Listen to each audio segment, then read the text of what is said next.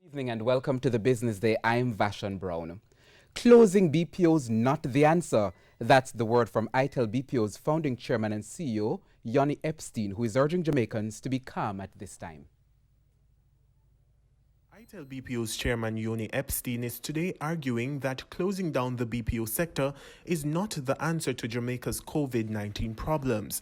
He says that response will only deepen the negative impact not just to the BPO sector, but to the economy as a whole. The global services sector has received intensified scrutiny over the past week, with reports that confirmed cases of COVID-19 are on the rise. A contact center based in St. Catherine is being blamed for the rapid increase, and now the industry as a whole is being viewed as a threat. With over 40,000 jobs at stake, the players in the industry are responding to public outcry while keeping a firm hand on their crisis management efforts. In a release, Mr. Epstein says it is important for the public to see that BPOs must remain open as long as possible, but more so about safeguarding jobs so that team members have an income to support their families.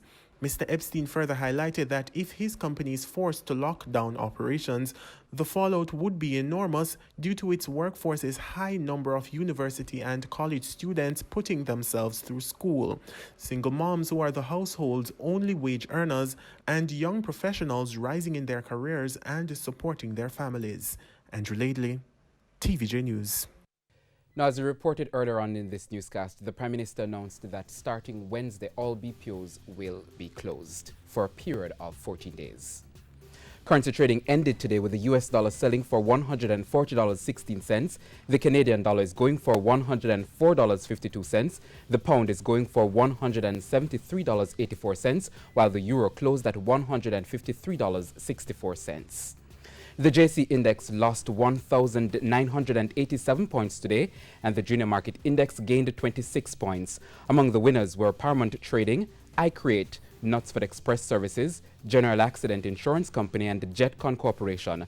On the losing side were G West Corporation, Caribbean Producers Jamaica, Lasco Financial Services, Syginos Credit Investments US dollar shares, and the JMMB Group's 5.75% US dollar preference shares. And that's the Business Day. I'm Vashon Brown. Good evening.